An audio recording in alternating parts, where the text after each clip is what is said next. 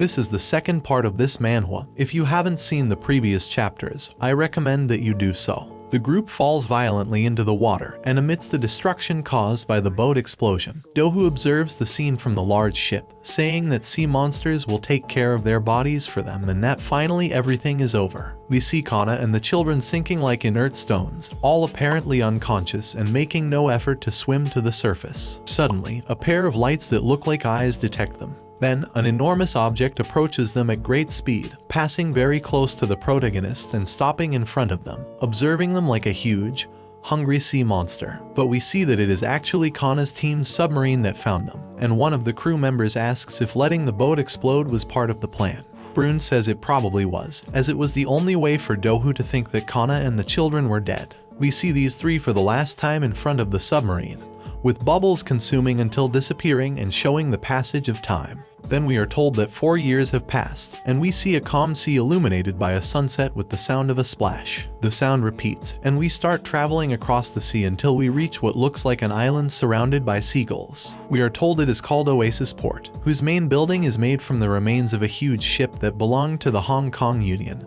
although we don't know how it ended up like that. We also see that it has good equipment, with enough ships and a good defense line full of sharp spikes and monster corpses. On a rock, we see the protagonist's sword stuck, which he suddenly takes, and we are shown that the protagonist has grown up, looking bigger, stronger, and more determined, and is now 17 years old. We see a huge well made of ruins of buildings, barely illuminated by sunlight, into which the protagonist dives armed with a harpoon. He reaches the door of what seems to be an old hotel room and tries to remove the number plate. When he encounters a large pink fish swimming nearby, he sets down the plate for a moment, thinking he should catch it to eat later since it's there. But then a lot of bubbles come out of a toilet behind the protagonist, and something emerges from it at high speed, which turns out to be a huge snake that wants to eat the protagonist. He turns around in alarm and says it's a poisonous sea snake. As it lunges with its jaws open, passing just above him, we see that it was not aiming at the protagonist but at the fish, which it catches in its teeth. While the snake is distracted, the protagonist says it scared him and realizes he must be careful, as even a small fang could kill him. The snake wraps the fish in its body and shifts its attention to the protagonist. He assumes a combat position with his harpoon at the ready and says it's time to hone his skills. He challenges the snake to come forward,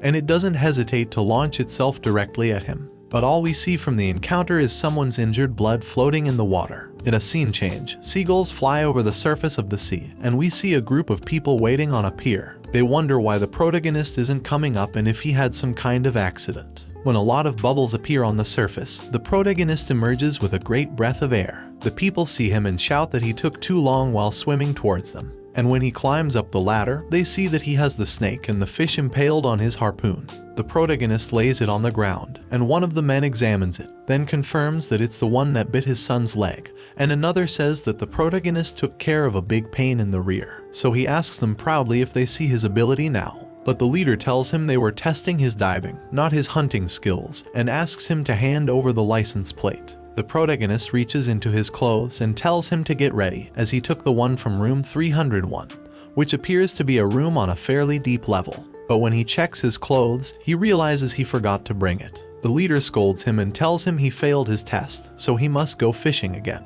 Suddenly, someone starts shouting that they found a treasure and a great inheritance, so the test for that day ends. And suddenly, everyone starts running because they say that Jocko Gusto's team found a great inheritance. And the protagonist wonders what that is. People gather around a crane that slowly pulls something out of the sea. We see that it's a large metal box covered in marine debris. The protagonist says it's just an old box, but the leader corrects him and tells him that it's actually a treasure. It's a supply box that their ancestors prepared before the dive. It's filled with medical supplies, clothing, food, and objects for daily needs. It's an inheritance left by people from a century ago for those who would follow them. Inside the box, the explorers find great medical supplies that seem to be valuable, and they tell Jocko that they're for him. Then, the port chief arrives and makes his way through the crowd to reach the explorers. He congratulates Jocko for finally achieving it and tells him that he's a true adventurer as he shakes his hand. Jocko thanks him cordially. Then, people start saying that rumors of great inheritances under the ruins were true. So, everyone runs towards the sea, saying that they have to go further and deeper into the ruins to find their own inheritances. And the protagonist is surprised by how excited they are. The chief notices the prota's presence and asks if he passed his diving test, to which the leader responds that he did, but he's too weak to take it again.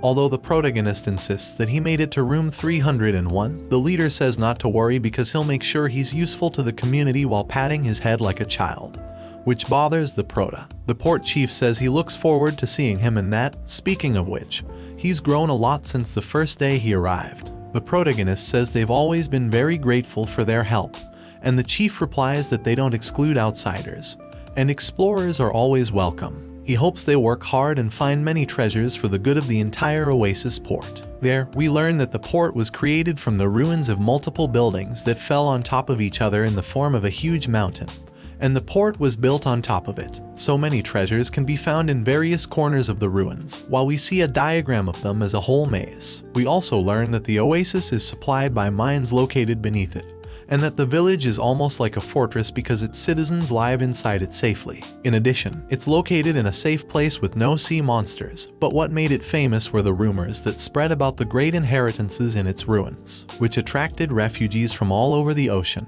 including the Prota's group, as that place doesn't discriminate against outsiders but rather welcomes them. We see the port chief who welcomed them and told them that the treasure belongs to whoever finds it, which motivated the explorers to go farther and deeper, unlike Dohu, who didn't even consider refugees as humans, which made anyone aboard his ship cruelly discriminated against. And this made the port completely different. Then we see the leader, named Mao, accompany the protagonist back home, who explains to him that in the port, finding a unique treasure like Jocko Gusto's will make him rich, so being a diver is the best way to survive there. But the protagonist tells him that he doesn't plan to be a diver forever. Mao then asks him what he will be, and the protagonist responds with determination that he will become a harpooner. Mao tells him that there aren't even sea monsters in the port, so he will starve to death. And he tells him to look at the guards, who are yawning bored in the tower, and tells him that their salary is so low due to the lack of danger that they can't survive. There he remembers that there was a boy who escaped saying he would become a harpooner just like the protagonist,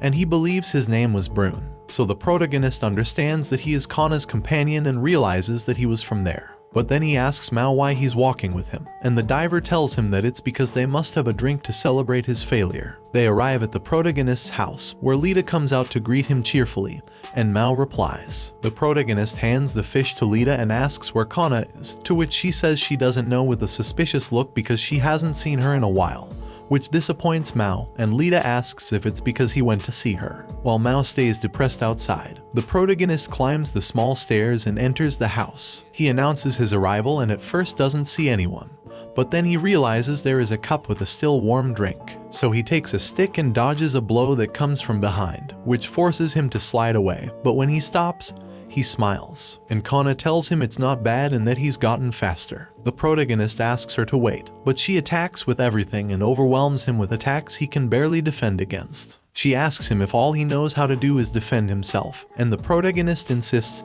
that the girl wait. He manages to tell her that this time he came with a guest. Then Mao enters looking for Kana, saying he heard her voice, so she suddenly throws herself to the floor, and the scene Mao sees is as if the protagonist is hitting Kana. She tells the diver in a trembling voice that she's grateful he's there. Then after understanding the situation, he hits the protagonist hard, asking him how he dares to hit his delicate sister. Mao tells him that he thought better of him, and the protagonist wants to deny it to defend himself, but Kana tells him to remain silent to conceal his identity. So the protagonist gives up and apologizes, accepting his companion's punishment. He is shaken back and forth by his companion, who tells him that he will teach him a lesson. In a scene change, we see the depths of the ruins, where a wall begins to crack. After it breaks, two divers appear, saying that they are inside. They examine the place, and upon finding it empty, they say they are the first to arrive. One of them finds an object that he says is completely intact, but his companion tells him not to bother with cheap things, and the other says he would like to win the grand prize like Jocko. Then they begin to dismantle a washing machine, when one of them stops and suddenly sees that he has been impaled in the chest by a metal bar. This causes his blood to spray in front of his companion. He is then lifted by what appears to be another diver, who has a broken helmet, and while his companion asks in terror who they are, he throws the diver and knocks them both out. We then see more of the ruins and understand that they moved deeper. One of the diver's hands appears bloody and sliding on the ground, and then the killer diver appears, dragging their bodies into the darkness of a deep hallway. until they disappear among the ruins. On the surface, a strong storm hits the village, and the thunder scares Lita. Kana tells her she's okay and that it will improve soon. But the girl tells her she's scared and asks if they can sleep together that night. Kana replies that the bed is too small, but Lita gets up and lies on the harpooner, hugging her, while telling her they just have to hold each other tightly like that, and that her father always hugged her when there was a storm. This annoys the protagonist, who calls her stupid and asks how much longer she will keep talking about her father. This saddens everyone, and makes Lita hug Kana again, telling her that she is like a sister to her. They always sleep and eat together, so it feels like they are a real family. This reminds Kana of her own family, and she thinks that ever since they died, she wanted to forget the good memories of the past. Thinking about them was too painful and sad, and she wonders what it feels like to have a family. She looks at Lita sleeping and gently strokes her hair while reflecting on the word family. The storm ends, and dawn arrives at the port where we see the protagonist and Kana outside. He asks her if there will be more training, to which she is uncertain. The protagonist tells her that he is ready to fight when needed, but that place is too peaceful. She asks him if that is strange and if tranquility is a problem. He replies desperately that he doesn't know how strong he is because all he does is train, and he wants to prove himself. With a killer look, she asks him if that is what he wants, making him nervous. Kana tells him that there are harpooners who risk their lives to get more stars on their tattoos, controlled by greed, pride, and arrogance, and that's why they are always the first to die. She says that she will never make the same mistakes as them. The pair then sees a bunch of people gathering at the shore around something while murmuring. They wonder what it is, and with curiosity, the protagonist approaches the group. Now tells him that it seems to have been washed up by last night's storm. When Kana arrives, they both see that it is a repulsive monster with human body parts that excretes a slimy liquid. The people ask if those are human legs, and if it doesn't have them because it ate a human. Some boys say that the divers who entered the ruins have not yet returned.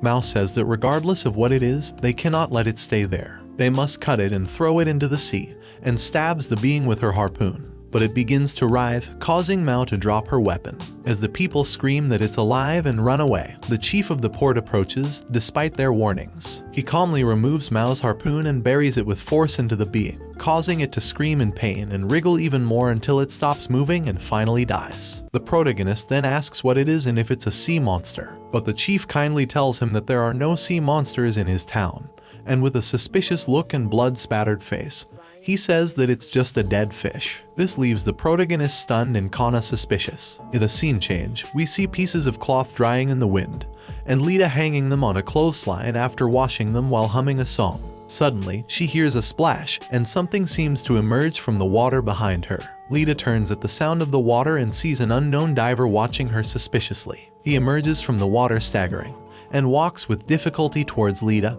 who becomes frightened. But then she hears him panting inside the suit, and the diver drops to the ground before removing his helmet. He throws it with force into the water, revealing that he is Mr. Mori, one of the divers who went down, with his face covered in blood and his eyes red. Lita recognizes him and rushes over to him, and when she reaches him, she takes him in her arms and begs him to wake up, but he breathes with difficulty. He is so ill that he coughs up blood and begins to quickly fade away. Seeing this, Lita turns around and shouts if someone can help them, and stands up saying please call someone. But then Mori takes her arm and with his last strength, tells her to run as there are sea monsters down there. He dies collapsing into the water, leaving Lita confused and shouting his name. Later on, we see a meeting being held in the high districts of the port, where the leaders are passionately discussing the problem. Some say that 2 people have died, so they need to destroy the mine, while others ask how they will survive without it. They say that money is useless if everyone is dead. The protagonist then asks Lita if Mori really said that there were sea monsters, and she says yes, as she heard it directly from him. At that moment, the chief stops the leaders with a hit on the table and says that enough is enough. He explains that everyone knows that the port is a safe zone, free of sea monsters, and that all this reminds him of the incident 3 years ago, and people are also doing it. He tells of how some divers said they were attacked by sea monsters, which caused a big stir. But it turned out that they had actually fought amongst themselves to get the inheritance for themselves. People say that it was true that they tried to blame the monsters for that incident. The chief continues and says that they were greedy, as they even killed each other just to get a bigger share of the loot. And the year before, there was someone who spread rumors of a sea monster in Area B3, which also turned out to be a big lie to keep the divers from exploring there. So these incidents are common, as they have happened over and over again. People seem convinced, and they say it's true, and everyone was so scared that there were no diving operations for a long time. The chief says that, based on past incidents, they cannot let Mori's words blind them and simply destroy the mines. The protagonist intervenes and asks why a dying man would lie, as it could have been his last attempt to warn the villagers of the danger. This makes the chief nervous. Lita supports her brother and says that it's true, that Mori was very scared and said with his last breath that they should stay away because there was a sea monster. People begin to doubt and say that Mori was not the type of person who lies, which leaves the chief uncertain. Suddenly, someone says that they will go take a look in that case, and when people turn around, they see that it's the explorer Jocko Gusto. He says that they cannot give up the precious objects that their ancestors left them, so he will go see if there really are sea monsters. Lita asks him worriedly what will happen if there really are monsters like Mori said, but he tells her not to worry and that they will destroy them if they appear, as his team are former harpooners from the floating city after all. A blue-haired girl named Sonia and a man in a red cap named Park Gonti surprise the villagers and make Kana observe them carefully. The protagonist is also surprised and turns to look at Lita's tattoo, but notices that there are no stars in it, so they must not have much experience. The chief is excited that they have harpooners, and while shaking Jocko's hand, he asks him to check if the Oasis is safe for them. The people thank him and cheer. Then the protagonist says that he also wants to go. Lita scolds him, and the chief appreciates the idea but asks if he's sure. He responds that he won't get in their way, and it would be better if someone else went as well. Jocko agrees to this if he can at least bring his things. Sonia approaches the protagonist and tells him that he's very handsome, and while licking his cheek, she tells him not to worry, that she'll protect him. This disturbs Kana and Lita and leaves the protagonist in shock as he returns to his partner. Donnie tells the girl to stop bothering the protagonist, but she says she wasn't joking and was serious as she thinks he's a fabulous man. He asks her which part of him, and she says it could be called female intuition as she gives him a disturbing look. Other divers also offer, as they want to recover at least Tiho's body, the other diver who was with Mori and with whom they had worked for a long time. So Jocko accepts them, and since the team is decided, he says they will leave tomorrow. The protagonist unsheathes his sword while Lita begs him not to go. But what if there really is a sea monster? Lita asks, and the protagonist says that's exactly why he's going. He can't miss that opportunity. Lita asks him what that's supposed to mean, as he could die there. Kana asks him if he really has to go, to which he responds yes. This leaves Lita thoughtful, and she wishes him good luck. The protagonist then sets off on his way, telling them he'll be back soon, before entering the submarine. Lita complains to Kana and asks why she didn't try to stop him, but she says it's because she couldn't. As she watches the submarine dive, she tells Lita that he's forging his own path in the world and becoming an adult. The submarine begins its descent into the abyss, lit by the sunlight, with all its crew serious and focused. Except for Sonia, who touches the protagonist's shoulder and asks if he exercises because he looks strong. She says the seats are a bit cramped, so she asks if he wants her to sit on his lap.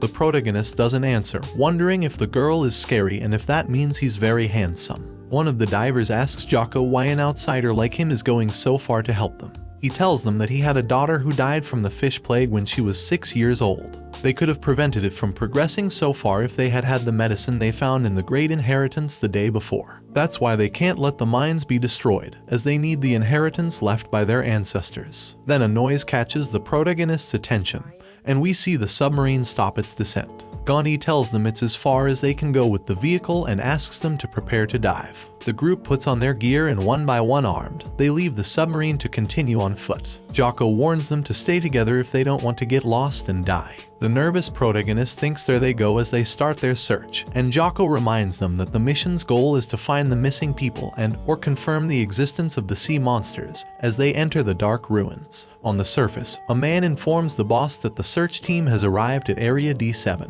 So his assistant asks him what will happen if they find that place, to which he responds that there's nothing to worry about and with a somber look says that no one has gone there and lived to tell the tale. We see the path Tiho and Mori went down, until they reached the washing machine they were inspecting, and the metal bar they left there. The team finds it and says it's Tiho's lever, so something must have happened there. Jocko then tells them to split into teams of 2 and search, so he and Gongti will take the north side. And Sonia hugs the protagonist while saying that the 2 of them will take the west side. And the protagonist tells her annoyed to get off him, but she refuses. The other 2 divers say they'll look around a bit more before moving on. and they agree to meet there in 30 minutes. We see the protagonist and Sonya exploring the ruins while he sweats and thinks he can barely see, and he feels like a monster is going to come out of the darkness at any moment. So every step makes him nervous, and in his mind, he tells the monsters to come at him, as he will tear them apart. Suddenly something catches Sonya's attention, and she notices the protagonist's sword, telling him it's very nice. She asks if it's a gas sword and where he got it, although she finds it too boring, and asks if he wants her to give him some accessories to decorate it. But suddenly the protagonist silences her and asks her if she hears that. She asks if he's referring to her lovely voice, but the protagonist silences her again and asks her to listen. She falls silent and pays attention, but says she can't hear anything. The protagonist closes his eyes to concentrate, and in his mind, he sees a small drop, which then becomes many and falls into water. So he says he's sure he hears the sound of dripping water. She says it must be his imagination, as it doesn't make sense to have dripping water underwater. But the protagonist moves ahead and says it's from there, and that it comes from a place at the end of the hallway. Both arrive at the area, but Sonya says there's nothing there when suddenly the protagonist directs his flashlight upwards, and they find there's an opening in the debris where the water's surface is, and that's where the dripping comes from. Both emerge and walk through the rubble, where Sonya confirms the dripping and says it's amazing he heard that. The protagonist takes off his helmet and Sonya does the same, discovering that there is fresh air inside. As they raise their heads, they realize that they are in a huge dome. Sonya says that they never imagined that there would be an area like this under the water. Then the protagonist hears a crunch under his feet, and when he turns around, he realizes that the floor is full of human bones. Both of them worriedly wonder if they are all skulls and what that place is, when another crunch behind them catches their attention. They see what appears to be a silhouette in the distance that is crunching the bones as it moves. The two get into a defensive position and ask who is there when the protagonist sees that the figure is wearing a diving helmet. As they approach the light, they see that it's a diving suit, so they think it's a survivor, and he drops in front of them. This surprises Sonya and the protagonist, who runs over and asks if he's okay, while the girl alerts Jocko to go to their position because they found someone, and he tells her they are on their way. Together they lift him up, and they say they need to give him first aid when the diver's hand moves strangely. Suddenly, he grabs the protagonist's face and effortlessly lifts him up, surprising both of them. The boy wonders what's happening just before the survivor throws him into the air. Then he takes his sword to attack him. They both ask him to stop, but he doesn't listen, so Sonya jumps forward and splits him in half. This causes his torso to fly over the skulls, and the rest of his body falls defeated in front of the protagonist, who remains in shock, and Sonya says that he's the bastard who was killing their comrades. When we see the diver's hand continue to move, and inside the suit, there are strange organs that are dripping blood. Suddenly, some tentacles come out of them, attacking Sonya and quickly immobilizing her to try to devour her with their huge jaws. But when the monster is about to do so, the protagonist intervenes, giving it a hard blow. This causes it to release the girl, but it's not enough to kill it, so it lunges at them again to eat them. The protagonist then activates his sword and fires his harpoon at the monster just as it had approached them. This throws it far away until it's impaled on debris and finally seems to die. Both exhausted from the confrontation, they gasp and approach the body while wondering what it is, and if it's a sea monster. Here, the protagonist realizes something and thinks that it looks like the other monster that appeared in the harbor, that crawled up to the shore and was killed by the boss, so he wonders if that means he knows something. At the same time, he remembers him saying that there are no sea monsters in his village, which terrifies him, and he wonders with fear what's happening there. Back on the surface, we see a fish restaurant where they serve a dish that Lita picks up along with a couple of drinks and says that the baked fish is ready. She serves them to some customers, who thank her and blush when she asks them to call her if they need anything else. They say she's an angel and that she's becoming more and more like a lady. There they reflect on the fact that 4 years have passed since her arrival, and that it seems like the whole town has changed since Lita arrived. Then we see a fish being sliced, and it's Kana who did it. She also cuts it into pieces with great speed and skill without even having to look at it. This surprises the chef, who thinks she's faster than him despite having 20 years of experience and can't even see her hands. With a terrifying look and drops of blood on her face, she tells him that the mission is complete and hands him the sliced fish. He asks her what she did to the fish, and she says she cut it, but the pieces are so thin that they're carried away by the wind. So he tells her that he'll do the cutting and that she should just help with the cooking, and she obeys like a robot. The chef thinks he hired her for her knife skills, but she has no sense of cooking, although he supposes she could improve with time. But then an enormous flame erupts behind him, and he sees that Kana burned the fish, which she says tastes better when well cooked. The chef tells her to stop, as everything is on fire, when they both hear the sound of something breaking outside. They look out and see that it was Lita who stumbled and dropped the food. She says she's very sorry, and everyone runs worriedly asking her if she's okay. But then someone calls the chef, and it turns out to be a huge, muscular man who says his damn employee dirtied his shoes and asks him what he's going to do about it. Mao asks who that guy is, and the old man explains that he arrived yesterday, and has since been bragging about being a pirate, so he's not the friendliest person. While we see the chef and Lita apologizing to him. Then Kana steps forward and apologizes to the man, telling him she'll clean it up immediately. She kneels down and begins to clean his shoes, but the man notices her body and tells her she's cute, so he pulls her closer to him and tells her to drink instead of worrying about cleaning, and that he'll let it all go if she drinks, but she gets angry. The chef warns her that she shouldn't be doing that, and Lita worries that Kana might end up killing him if she keeps it up. Then someone slams the table, and we see it's a furious Mao, who stands up and tells the man to take his dirty hands off her and asks if he dares to put his hands on his Kana. The man also gets angry, and Mao tells him to stand up too, as he's going to give him a lesson. But when he does, he realizes he's a giant and asks Mao confidently what he means by that. The man asks Mao if he wants to die, while Kana watches silently. The people then get excited and say it's a fight, so they encourage Mao to kill the man. And although he is intimidated, he clenches his fist tightly and prepares to hit the man while shouting that Kana is under his protection. The man eagerly awaits the blow when we see a fork in Kana's hands, and she uses it to injure the man without him realizing it. This distracts him, and he receives Mao's punch straight in the face. However, this is not enough to knock him down, and he prepares to counterattack, when Kana intervenes again and makes him trip over her foot, causing him to fall backwards and hit the chair, leaving him unconscious with foam coming out of his mouth. The people are momentarily shocked, wondering if it's over. And while Mao looks surprised at his fist, the people burst into praise, telling him that he knocked him down with just one blow. They also ask if he has always been so strong, which makes him proud and laugh. He says he knew he was strong, so he assures Kana not to worry, and he will protect her. But then he turns around, and the cook tells him that she's already gone, leaving Mao stunned. Later on, we see Kana and Lita on a rooftop watching the port. Lita hugs her legs and apologizes to the harpooner, saying she couldn't concentrate on her work because she was worried about the protagonist. But Kana puts a hand on her head and with a smile tells her not to worry, that the protagonist will be fine. She asks if she really believes that, and Kana responds that he has been training hard all this time without taking a single day off. She says she could have advised him to stop being so conceited, but she knows better than anyone that the protagonist has more talent than anyone else. We then see the protagonist facing the monster with his heart racing, while the group arrives and witnesses it too. The protagonist is proud to hit it with his own hands and is convinced that he can do it. After all, his training was not a waste of time, and now he can hunt monsters. The exploration group gathers in front of the corpse, and one of the divers asks what that monster is. Jocko squats down and picks up one of the skulls, asking if it's the only thing left of that thing. Gonti approaches the body and examines it with his knife, saying it can't be human, but then what the hell is it? He asks the protagonist if he really killed it and confronts him, telling him he'll regret it if he finds out he was lying. This angers the protagonist, and Sonya tells him to stop it because he saved her life. Then Jocko asks the girl if there was only one of them, and she says she doesn't know because she came from the tunnel.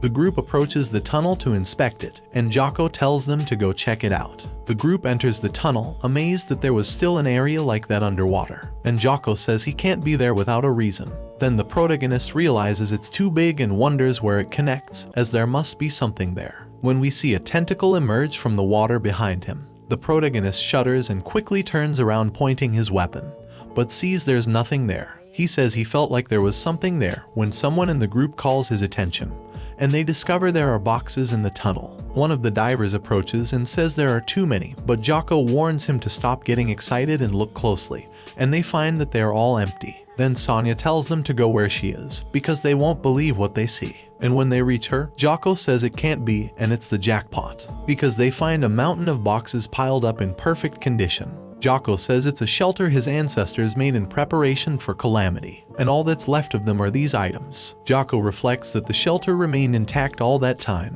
while they see a map of it, so all the big boxes they found came from there. The divers shout that they're rich, but the protagonist begins to look around, and when he looks up he sees diving suits covered by the creatures, so he tells the others to go there and take out their weapons. The group turns around and then realizes the ceiling is infested with creatures in diving suits hanging inert, which terrifies them, and Jocko asks if they're the missing divers. The protagonist tells them he's seen something like this before, and remembers when he found the eggs of the monster that killed his father. So he warns them that this place is their nest, which further terrifies the group, as they understand they're dealing with sea monsters. Jocko tells everyone to calm down, as they're still inactive, so they should quietly leave while they can. The group starts to move carefully towards the exit, but one of the divers is too nervous and accidentally hits his weapon against a box, which makes one of the monsters wriggle and puts everyone on alert. However, the monster remains still in the enclosure silent. Gongti whispers to the other diver to stop breathing so loudly, and after he nods, they continue walking. The protagonist wonders what is happening there, and if nobody knew about it, he wonders why they all ended up like that. Suddenly, something falls into the water. The group stops and points their weapons towards the source of the noise, only to see that it is one of the monsters carrying a box on its back. But instead of attacking them, it simply ignores them and walks past them towards the tunnel. Everyone is surprised, and the protagonist asks what that is. One of the divers starts to panic, saying that they are all dead. Jocko tells him to calm down, but he takes a step back and steps on a tentacle, which wraps around his foot and pulls him into the water. The monster then emerges holding the diver, who screams in terror and is devoured in one bite in front of the group.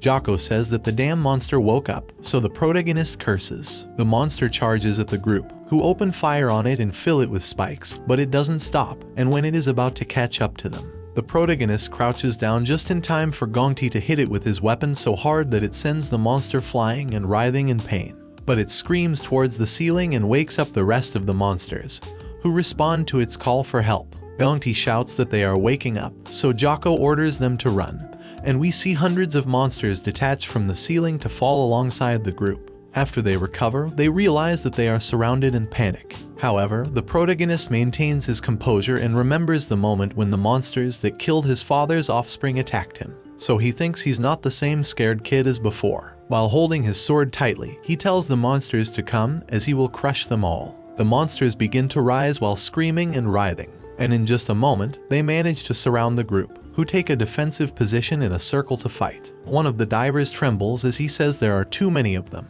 and Gongti orders Sonya to take the rear, to which she responds with a yes, and the harpooner activates the special spikes on his bat, while the girl prepares her sword. Then the monsters roar and pounce on the humans, and the battle for survival begins. Gongti raises his arms, and with great force, he drops his bat on the body of the first monster. The remaining diver and Jocko stand back to back, and with their weapons, they fill the monsters that approach them with spikes, while Sonya blocks the attack of a tentacle, and in a quick movement, she cuts her monster in half. Gongti is about to strike again when he realizes that a tentacle has grabbed his bat, and the monsters take advantage of it to immobilize him between more tentacles, and then suck him in and introduce him into their jaws. Sonya shouts in concern for her companion, while we see that he still remains alive inside the monster, when he sees the blade of a sword enter the body and then open it with a powerful cut. We see that this was the work of the protagonist, and that Gongti falls into the water safe and sound, which surprises the group. But the protagonist does not stop and continues his massacre by cutting another monster in half with a blow. The force of his attack causes a huge wave that destabilizes his companions, and then he makes a powerful jump that leaves him in the middle of the monsters in a moment, which he also cuts in half without difficulty. Jocko and Sonya say that it's incredible,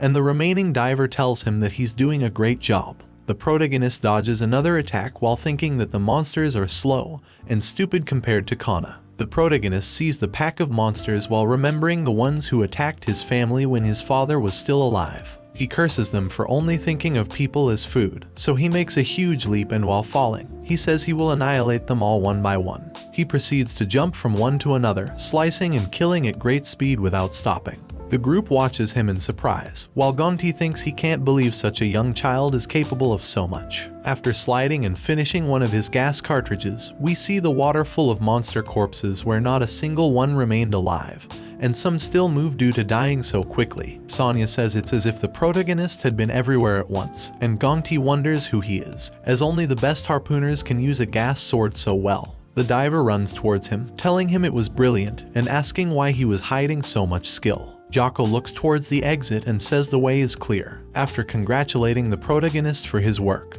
he yells at everyone to get out of there while the monsters are still confused. The group starts to run, but then the whole room begins to shake and they stop. Sonya wonders if it's an earthquake when suddenly, one of the walls explodes. The surprised group watches as enormous tentacles start to come out of the hole, revealing a colossal monster with a strange three-mouthed face on its enormous snout. Jocko identifies it as Genod, one of the 7 sea demons. The explorer understands that the monsters they killed were the offspring of that thing. The protagonist is left in shock, surprised to have encountered another one of the demons of the sea for the second time in his life. Genod attacks them with a tentacle that falls right in the middle of them, fortunately missing everyone. Then he slides between the pillars until he is on top of them and drops down, causing a large amount of water to enter the room and flood it. The group realizes this and puts on their helmets just moments before the water hits them. The strong waves make it difficult for them to move, when suddenly Sonya gets scared and a heritage box falls right in front of her. She quickly reaches for it but accidentally hits her oxygen tank, detaching it from her suit as she watches it float away with the current. Suddenly, a hand grabs her and she sees that it's the protagonist, who clings to one of the boxes with his sword. Genod emerges from the water and watches them with fury, so Sonya warns him of the attack behind him, and he tells her to stay close. At the moment when Genod is about to strike, the protagonist activates the gas in his sword, propelling them through the water away from the monster. Genod submerges due to the force of his own strike and furiously realizes that the kids managed to escape, so he begins swimming in their direction with his tentacles extended. They almost reach Sonya's foot, but she manages to shoot her gun just in time, and continues to shoot at the monster, but says that it's catching up to them. Then they see the tunnel and say that they're almost there, but Genod's tentacles seem to charge something blue inside them, which they expel with force and hit the protagonist's oxygen tanks. Sonya asks what it is and sees that it's a blue, viscous liquid that suddenly starts melting the protagonist's tanks, causing them to explode and propel them forward at high speed. Thanks to this, they manage to enter the tunnel just before Genod's tentacles reach them. Through the entrance, Genod violently waves his tentacles trying to reach the kids, who are left in shock by how close they got. Finally, Genod gives up and his tentacles slide out of the duct. Panting, the protagonist says they made it and finally lost him. Sonya says she's surprised because she had never seen one of the 7 demons before. The protagonist concludes that Genod must have crawled back to protect his offspring, as he had seen a sea monster father come out during the day in the past to protect them, despite risking being burned by the sun.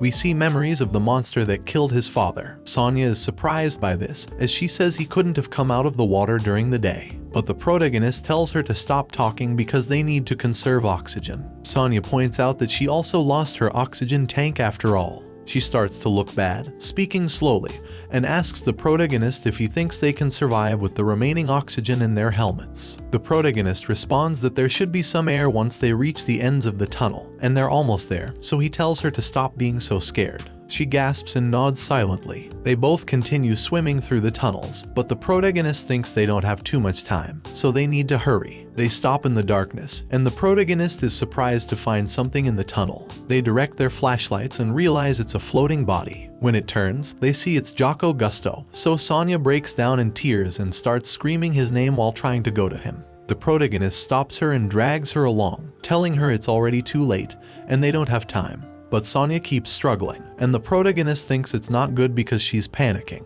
Sonya continues screaming and crying when suddenly the protagonist feels his body sinking. We see that she has fainted, so the protagonist starts calling her. He holds her in his arms and tells her to wake up, but no matter how much he yells, he can't get a response, and she doesn't move. The echo of his screams fading into the darkness. Then we see a current of water rushing through the ducts, taking us to another section of the facility where we see the hand of a diver belonging to Gongti, who ended up on a shore of the ruins. He is badly injured, breathing heavily and covered in blood, barely conscious of his state. As he cannot move, he does not recognize his surroundings and wonders where he is. He manages to see a pillar with a plaque indicating that he is in Shelter A, which belongs to the residential district. But he still doesn't understand where that is. He says he must have been swept away to some strange place by the monster's torrent. He wonders if everyone on the team is safe and finally loses consciousness. But there we see a pair of little pink shoes standing in front of him and mysterious silhouettes that own them. And we see that it is a pair of children with worn out clothes and skin. We see from Sonya's perspective her last moments before fainting. where she felt like she couldn't breathe and had run out of options. As her eyes slowly closed, she heard the protagonist's screams in the background, urging her to wake up. She thought it was over and wondered if this was how it ended, while feeling her body sink into the water. Suddenly, she opened her eyes and felt air fill her lungs. She wondered if she was breathing, and when she realized she was, she also wondered if she was still alive. That's when we see the protagonist kiss her to share his air, giving her a couple more breaths so she can regain consciousness. There she remembers that he doesn't have an oxygen tank either, and she's surprised to wonder if he saved her. Back on the surface, seagulls fly over the skies of the Oasis port, where we see the fish restaurant is already closed. There, the chef serves Lita a couple of boiled fillets and tells her to eat them and cheer up. And we see Lita, Kana, and the chef sitting together. Lita apologizes to the chef again, but he tells her not to worry about it, that it's over and wasn't her fault. The girls try the fish, and Lita is surprised that it tastes delicious, which Kana agrees with, and the chef tells them it's his best dish. There he begins to remember and tells them that his son loved baked fish. He disappeared while exploring a mine, but he was a good boy, and every time he makes that dish, he says he can see him walking through the front door as he always did after a hard day of diving.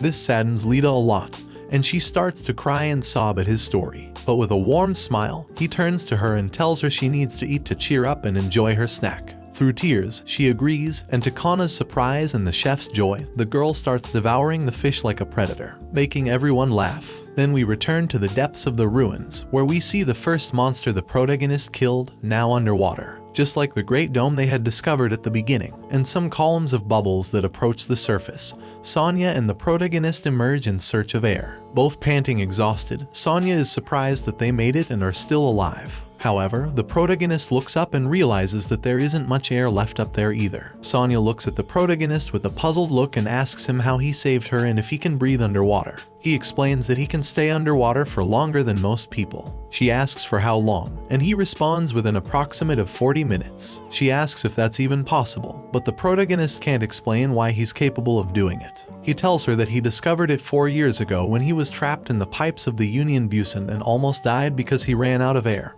But suddenly he could breathe. He says it was pure coincidence. Then Sonya asks if he's some kind of marine animal, like a dolphin or a whale, but the protagonist just says they should talk about it later because they need to get out of there first. Worried, Sonya tells him it will take them at least 20 minutes to get back to the dive point where the submarine is, but the protagonist tells her he can share his air with her 2 or 3 times on the way, and counting the air they can store in their helmets, they can make it. So, after thinking about it for a bit, the girl agrees. Then they both take a huge breath, close their helmets, and quickly dive back into the depths. They hurry to find the way out, and once they do, they begin their race against time. Back at the harbor chief's control tower, the communications officer informs him that the submarine has not made contact for over 3 hours. The thoughtful old man believes it is already done. His assistant asks if people will worry about sea monsters if the search party disappears, to which he replies that it is possible. However, as he stands up and walks, he says that Genot ate 6 people, so he will be calm for at least 6 more months. The chief looks outside, where the harbor people are going about their daily routine, and says that 6 months is enough because humans are forgetful creatures. With a grim look, he adds that it has always been that way. We return to the depths, where the boys' flashlights illuminate the debris, and they continue their hurried journey. The protagonist turns around and asks Sonya if she is okay because her breathing sounds disoriented.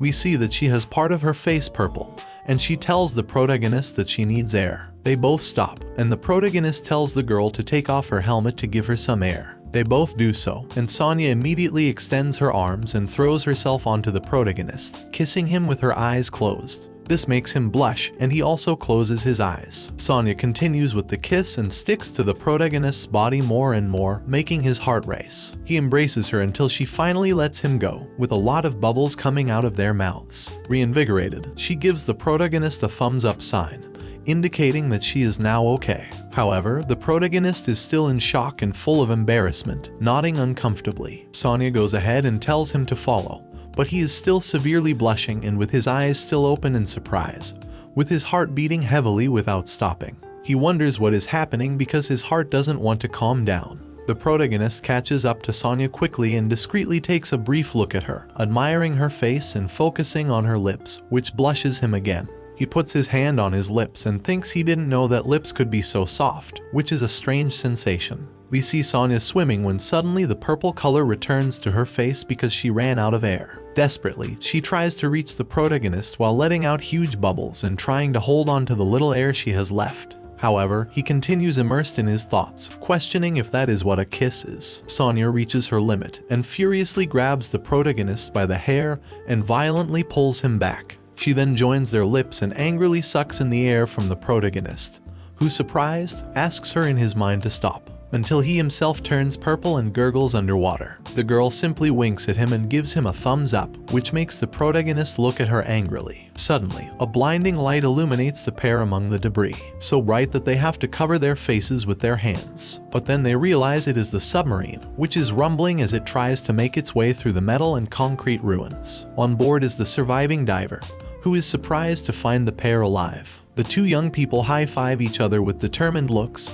for they have survived. The protagonist bursts in an explosion of water through the vehicle's hatch. Once both of them are inside, the diver thanks God that they are okay, as he decided to come back just in case. Still filled with emotion, he asks where Gongti and Jocko are. However, the protagonist coldly tells him that Jocko is dead, which scares the diver. Sonya understands that Gongti is still missing, so she hurriedly grabs some oxygen tanks, saying that she will search for him and asking to borrow the equipment. But the diver tells her they can't, as they need to get out of there before sunset. He accelerates the submarine towards the exit, saying that the people of the village have to know about this. Sonya approaches the diver and shouts that they can't leave Gongti behind. But then the diver begins to show his terror.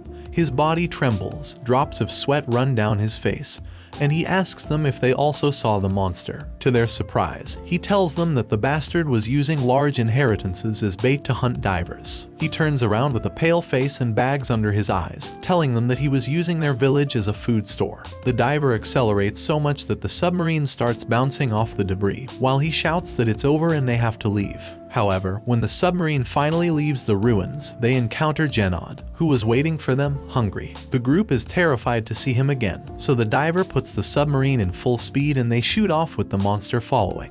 But he stretches his tentacles, and inside the vehicle, they feel a strong tug that makes them fall to the floor. We see that the tentacles caught them, and Genod brings his snout closer to devour them. The group shouts and insults, while the monster looks at them through the vehicle's window. The diver understands with fear that he was waiting for them. The protagonist quickly grabs one of the oxygen tanks and while putting it on, tells the diver to get them out of there. But the diver abandons the pilot's seat and runs towards them screaming in terror. This angers the monster, and instead of devouring them, it violently shakes the submarine.